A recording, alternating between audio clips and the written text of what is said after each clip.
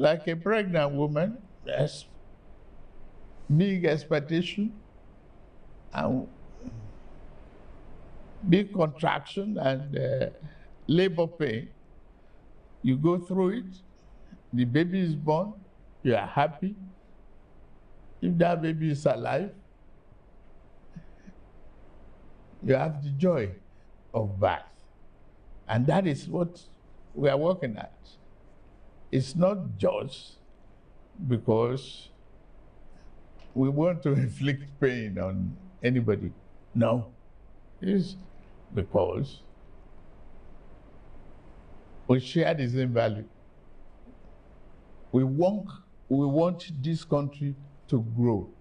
There's no other way out of it unless we invest in our today prosperity and opportunity. Okay, Umar Farouk. Mr. President, you voted 4.91 trillion for security in this country.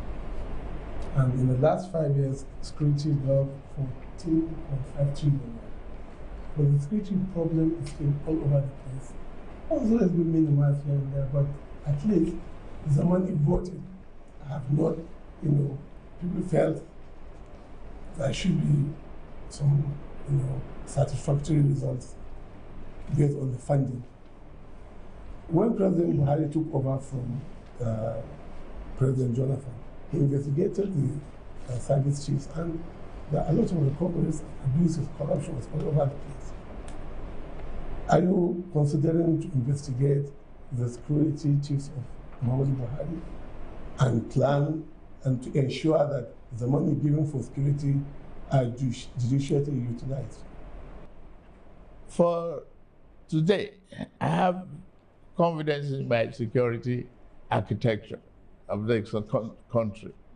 It is very, very unfortunate that, 2 decades of wanton killing.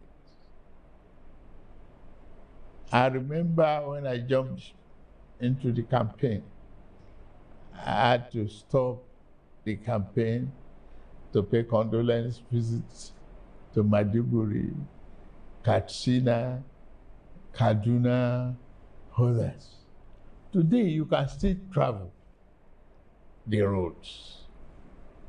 Before now, it was impossible. It takes one incident to mess up an organized environment. It takes one. You cannot say the military are not prepared when the 9th Brigade Battalion was attacked. You can't laugh at your nation because of that. The enemies within and without are watching what you are doing. You have to be prepared 100%, 24 hours of the time to make sure that people are safe. Today, that is not the story any longer. People can leave Kaduna and still go towards Kafancha by road. Well, the road may not be that smooth, and all you want. Gradually, we'll be there. We cry about borrowing. Today, I have 60 from 98% thereabout of debt service. I brought it down to 68 thereabout percent. Give credit, please. We are managing it. We have exited what used to be a problem of ways and means presenting, where we have no financial control and physical discipline. More money going down for development. More revenue being generated are being distributed. Today we have autonomy for local governments. As some of you, including Otitoju, will remember my lamentation, my argument with Obasanjo about the need for grassroots development when I created 37 local government development areas for Lagos State. Go there now, you see development. You see rapid contact with the people at the grassroots. That is where people live. They are not living with me in Abuja now, except bureaucrats. And we have to do that. Well, I'll say I'm drawing water from a dry well. And Nigeria is moving forward. Regardless of critics, this is a budget of restoration and hope, and that Nigeria is on the path of recovery. We can't finish the job in one calendar year, and I'm not giving myself an excuse. It's only 18 months. He Okay, asked you whether you are going to probe service chiefs that you... I'm not probing anybody, service chiefs or service chiefs. You cannot disrespect the institution because of a threat of a probe. And you cannot fight this war without investment in technology, in weaponry, and training. There might be leakages here and there, not wholesale. We put a very effective control mechanism in place to monitor our budgetary releases. And those funds are being judiciously used. Consider the welfare of our servicemen and women. Consider it. They are living in a and operating in a very serious conditions. We have a huge country, a very huge one, and a lot of forests, unoccupied spaces.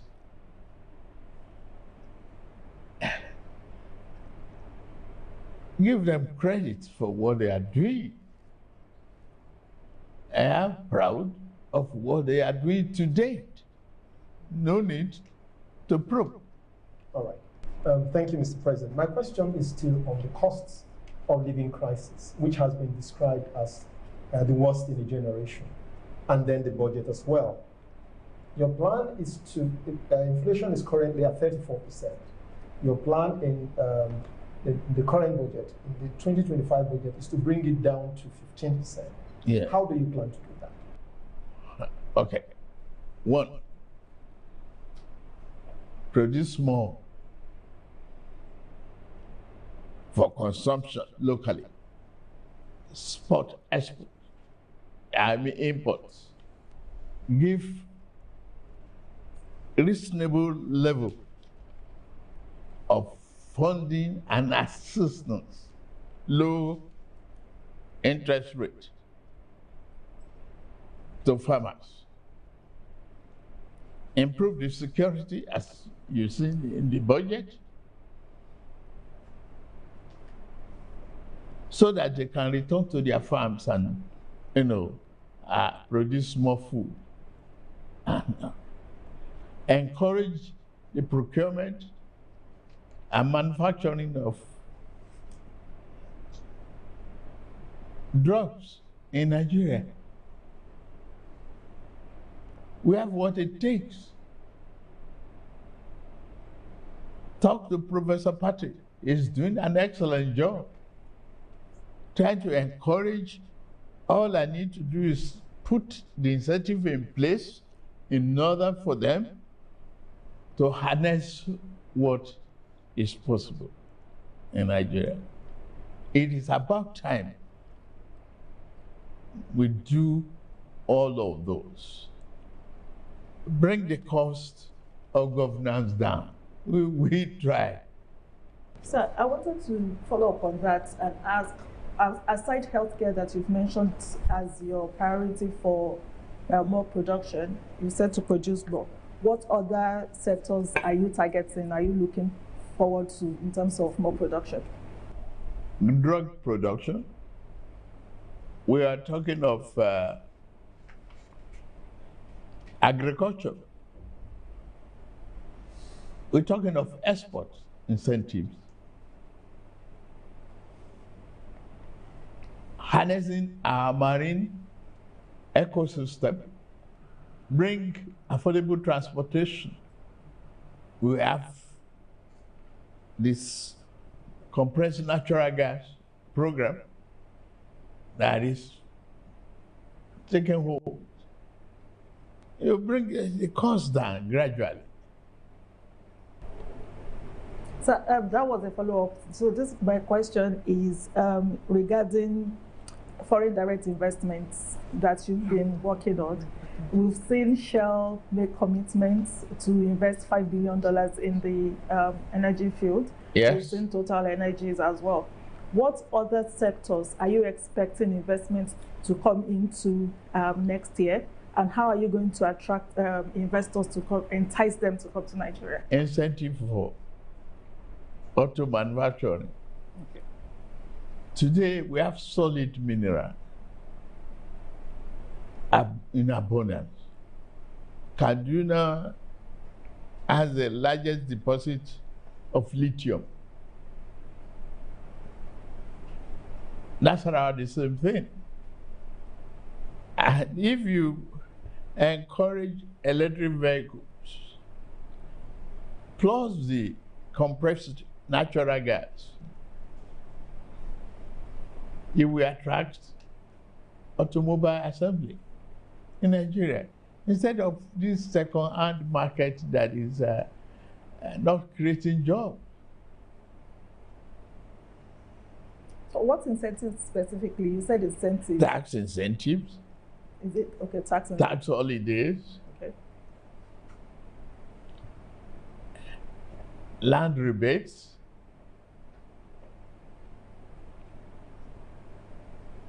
Manageable pays. Okay. A lot of broad-based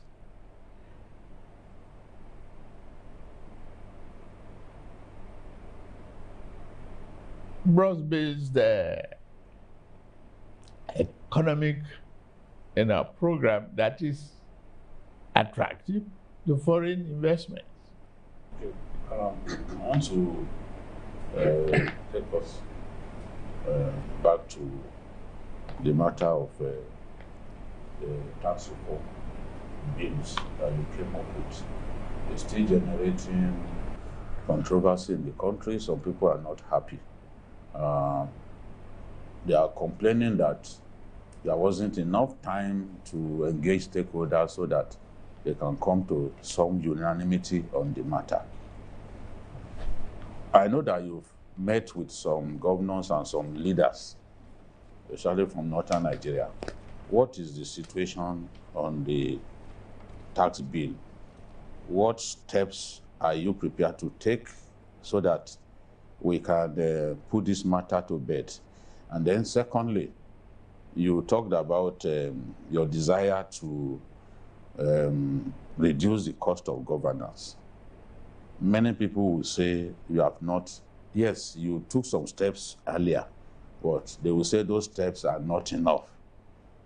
You have a very large cabinet, and they will want you to do something about the size of your cabinet. Is it something that you are prepared to do? Basically, what do you intend to do to bring down the cost of governance?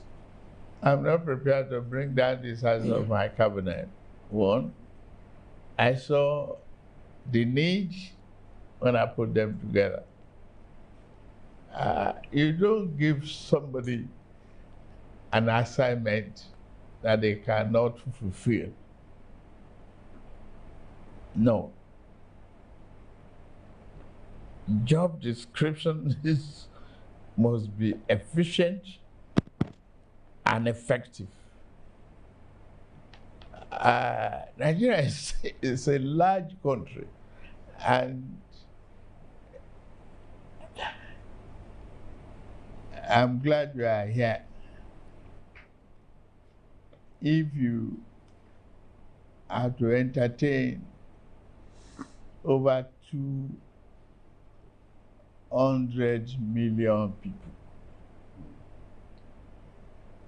just on entertainment, calculate how many stewards will you require. That's just, for entertainment. Not the cleaners, not the desk tables. Excuse me, let's pay attention to efficiency. Efficiency, effectiveness is the hallmark of the philosophy behind that cabinet. I'm not ready to shrink a little bit of it. I need them. They are all adding value. Effectively. Show me one. And I argue with you. Well, show me one. That is a second part of the question. Okay. Yes, I was going to ask a That's the tax. The tax. Tax reform is here to stay. If we cannot just continue to do what we were doing years in today's economy, we cannot retool this economy with the old broken folks. The essence of the tax reform is to eliminate colonial days assumptions in our tax environment. I was once the governor of Lagos State, and I remember what I met. And I'm proud of what I left and what it is today. It's a large state now, and it's still expanding. The greatest real estate value is here. You have to accommodate all of that. You have to put that one into the economic calculations. Yes, Mr. President, but it's not the rationale for your tax reforms bill that is in question. That is understood, Mr. President. Good. Yes. I think what especially critics are arguing is that it seems to be rushed, and that you could have perhaps preceding, just before the presentation to the National Assembly, you could have sought maybe for more dialogue, a political solution to preempt the outcry and resistance that you faced afterwards. Every tax situation without outcry is not a tax. Well, you cannot satisfy uniformly the larger community of tax evaders. Look at this tax reform. It's pro-poor. The vulnerables are not to pay taxes. All we ask for is widen the net, bake the cake larger, so that we can share a larger meal. What is the need? They will still ask for this consultation no matter how long I delay it. The hallmark of a good leader is the ability to do what you have to do at the time it has to be done. That's my philosophy. You have given me the mandate to govern. Let me govern within the limit of my capacity. And I believe I have that capacity. I believe so. That's why I went into the race. I am focused, laser focused on what Nigeria needs and what I must do for Nigerians. It's just not going to be El Dorado for everybody. But the new dawn is here. I'm convinced, and you should be convinced. You should help propagate that conviction. I'm dialing back, Mr. President, to the budget. The value in Naira of the current budget that you presented is 49.7 trillion. But there are some people who have worked it out and said that in terms of dollar value, because of the depreciation of the Naira, it probably lost about $8 billion in actual value.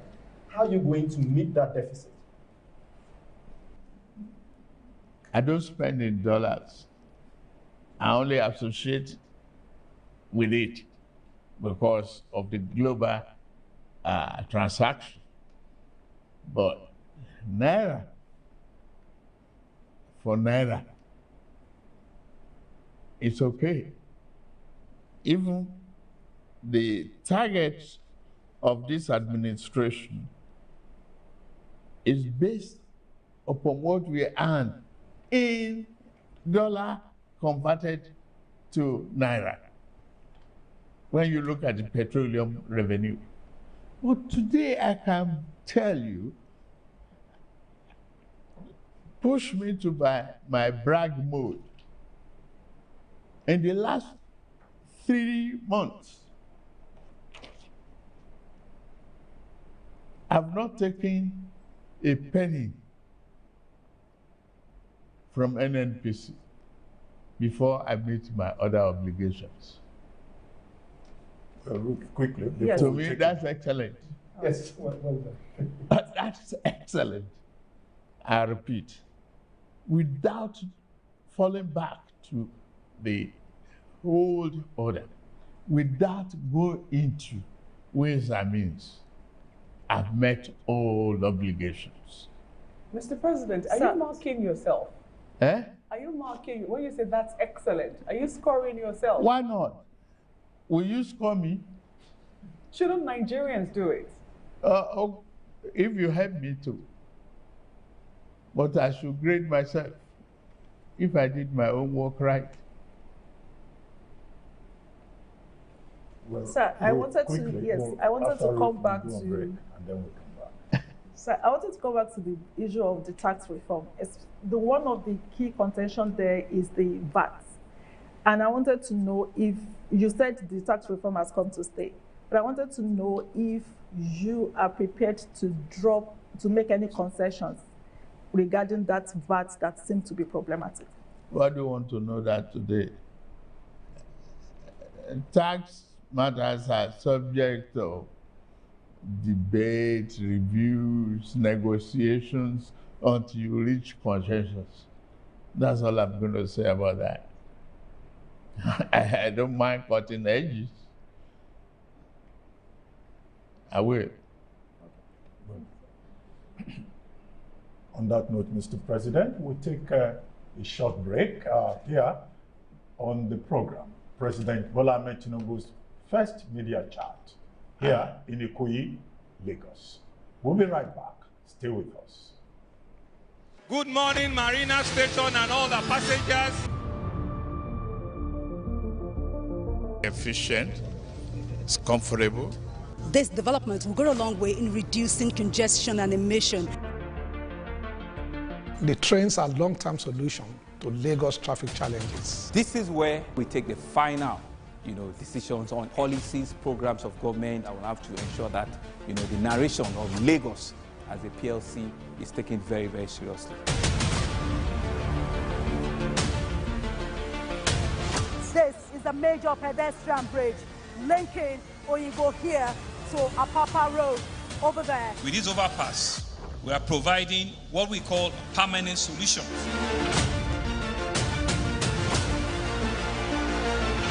This place is one of the most dangerous areas at the biosecurity environment. This can go into the news and every crimes of your neighbor.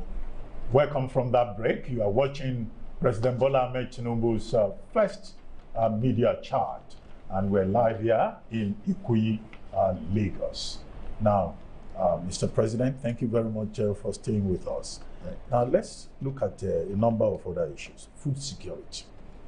Nigerians, the last time you were in Lagos, they were saying, being power, that is, we are hungry. And that's what people are saying all over the country. And you have a livestock, Ministry of Livestock Economy.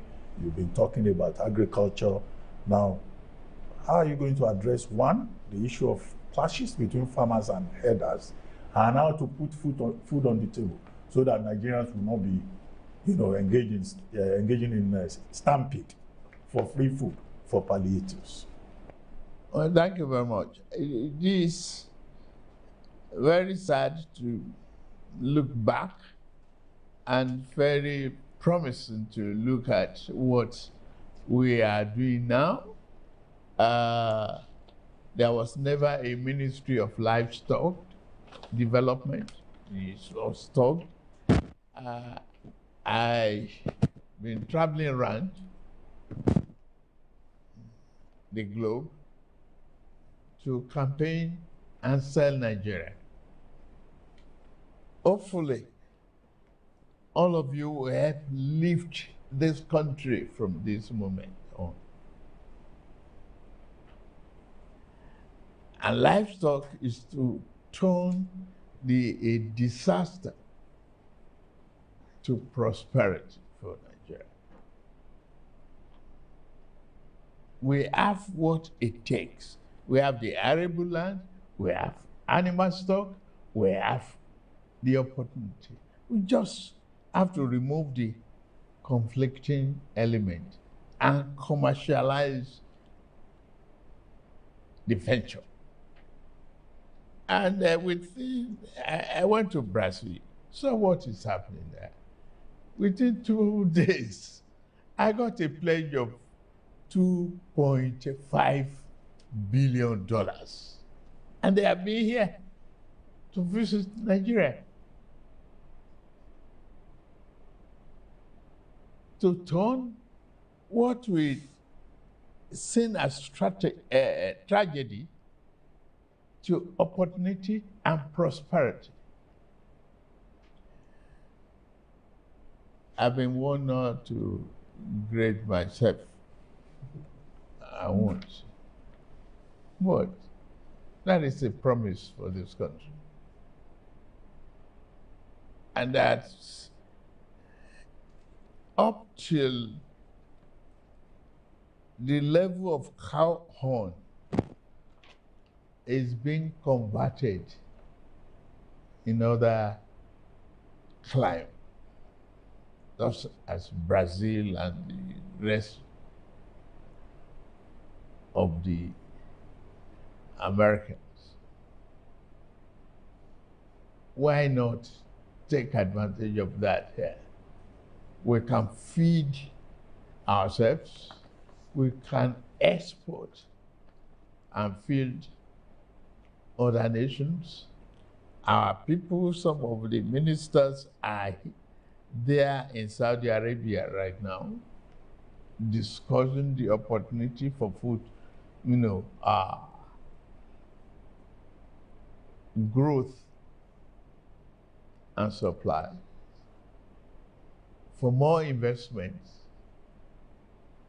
in our agricultural businesses. Why are we not embracing commodity exchange to do a whole lot of other businesses that's around agriculture? We will do. Will you also consider price control? Because it's like people are just doing what they like. I don't believe in it. Sorry, Babajide, I don't believe in price control. I don't. What can we do, sir, to bring down We just food prices? continue to supply the market. We work hard to supply the market. But there are middlemen who are making life unbearable for them. Well, they will, you see, it's a question of supply and demand. It will come to a stage where you cannot hold no more. It will come to a stage. The economic variables will work against you. Now, let's take, for example, the fuel prices and the petrol pump. I introduced Naira for dollar change. Yes. For weeks, they didn't want to comply. They were arguing with me. Okay, leave it to free market. I left it. Now the prices are coming down gradually. Yes. Okay. The market is being saturated. No monopoly, no oligopoly. You have a free market economy flowing. And people are learning management. My friend used to have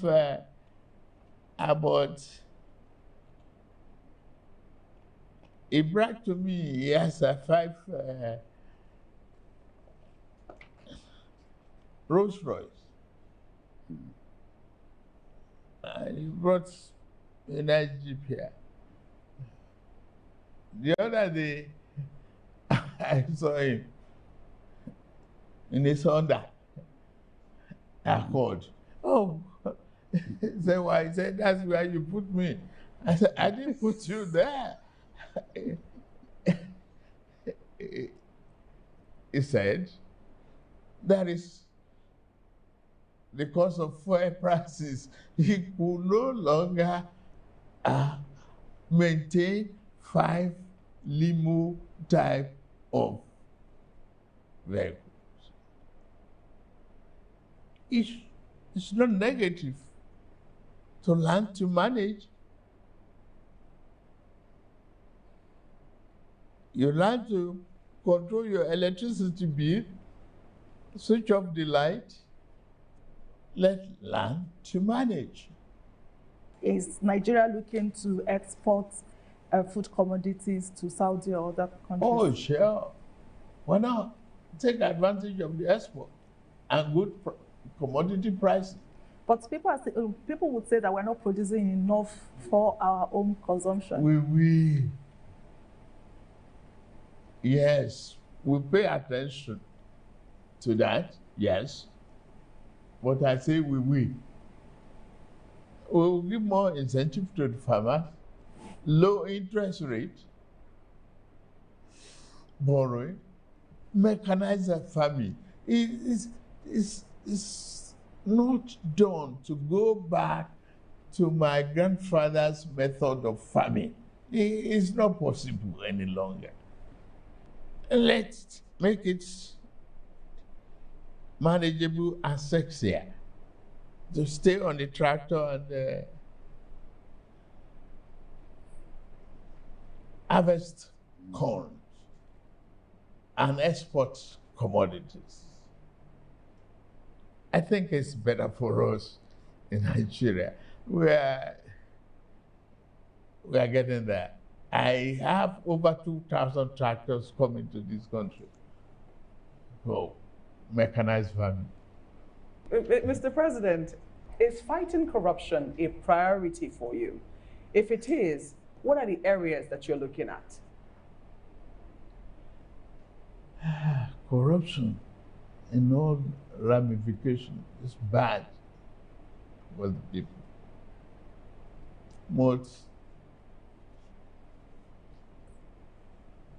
First of all, pay enough attention to the causes. Why are the people corrupt at all? The lack of social amenities, the lack of needs in some areas, lack of funding for their children's education. There are so many anti-corruption mechanisms that you can put in place that will help the people not to be corrupt. Pay them good and living wages. I have moved from 35,000 to 70,000. To me, that's anti-corruption. And if I can earn more, I've given more money to the state and local government level. I've been transparent with my earnings. Every month there is a publication as to how much this country is making. But Mr. President, it doesn't address grand corruption. There's petty corruption and there's grand corruption. Only recently, the EFCC, published the fact that one person owns 735 houses in Abuja alone. One person. And we got it. You don't know how long it has started. He did fantastic infrastructure. He had rule of houses, but we got it. That's anti-corruption too.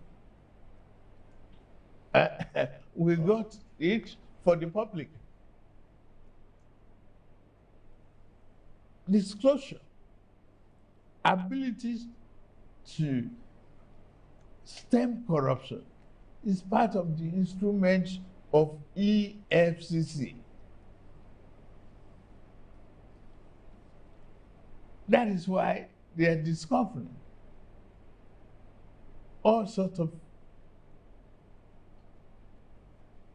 inefficiencies in the system, block all the loopholes where anybody can just game the system.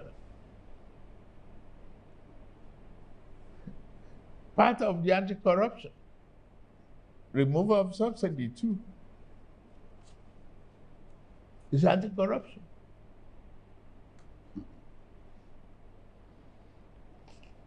It is very, very difficult to say you will eliminate it. You will reduce it to the barest minimum. Meet the people's needs. Help the people grow. Help them with the education of their children.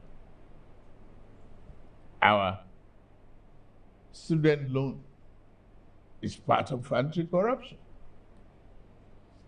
No parents should lament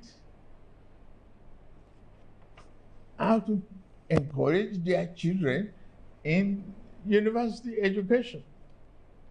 Today it's working for larger populations. Larger part of it, 60-something%. At the University of Maiduguri, I have somebody called. Say, imagine a little contribution from my daughter in the university for me to start business. That's part of tuition fee allowances. We are helping one another. The society is moving out of illiteracy to literacy.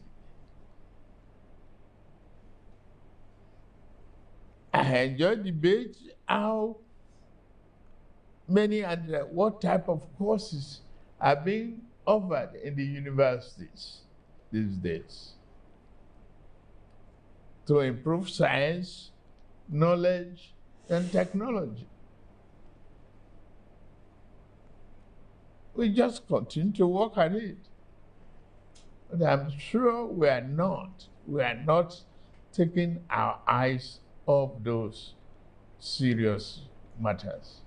Well, Mr. President, thank you for your time. As we begin to wrap up, I mean, people are watching you at home. What would you like to say to Nigerians? It's Christmas season, it's New Year's season. What promises do you have for them in the year 2025? 2025 is a very promising year. Let me first of all thank Nigerians for having confidence in me to be the President of the Federal Republic of Nigeria. I'm very, very proud of that. And I don't want you to think I will take you for granted at any given time. I'm here to serve. It's all about service. And I'll do it with all my heart. I seek your cooperation at all the time. I seek your understanding. I understand the trouble you've been through, the economic problems. It's just 18 months that have taken over the reign of this country. The promise is there. We are on the right path. We stay the course. We maintain focus. We share love with each other. Let us believe in ourselves and in our country. Yeah. Tomorrow will bring a glorious dawn. Thank you very much. On that note, we come to the end of this presidential media chat with President Bola Ahmed Tinubu. Thank you very much, Maokwe Ogun Yusuf of Channels Television. Thank you, Nnamdi Odipo of Nigerian Television Authority. Thank you, Umar Farouk from Voice of America, VOA. Thank you very much. Azu Ishekwene from Leadership Newspaper. Thank you, Ruth Olurumbi from Bloomberg News. And thank you, Babajide Kolade Otitoju from TV Continental TVC. I've been your moderator. My name is Ruben Abati. Bye for now, and thank you very much for watching. Thank you, Mr. President.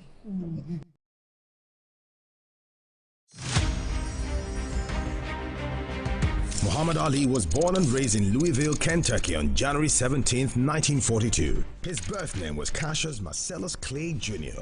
He began training as an amateur boxer at age 12, and at 18 he won a gold medal in the light heavyweight division at the 1960 Summer Olympics and turned professional later that year. The following is a paid presentation by ShopX TV. It's Black Friday. ShopX TV is proud to celebrate this occasion by giving away 10% off to all amazing customers from now till December 15th, 2024. Introducing the ShopX 10-in-1 Air Fryer Oven. The incredible 12-liter oven that offers 75% more space for cooking than traditional air fryers. Stay tuned and learn about the amazing free bonus items included with the CookX Air Fryer Oven. The CookX Air Fryer Oven replaces a deep fryer, a rotisserie oven, a dehydrator, an oven, a toaster oven, and a microwave. The CookX Air Fryer Oven's spacious interior and multiple racks allows you to cook for the entire family in one go. Its easy-to-use digital display and preset cooking functions take the guesswork out of meal preparations. The CookX air fryer oven is a 12-liter powerhouse that can fit a whole chicken and feed the entire family. Air-fried chicken and tasty fish, and all made with little to no oil to give that amazing fried food taste and up to 80% less fat compared to deep frying. Here's exciting news. You can air fry rotisserie. Regular rotisseries have no airflow. It's crispier on the outside and so much juicier on the inside. It features a state-of-the-art touch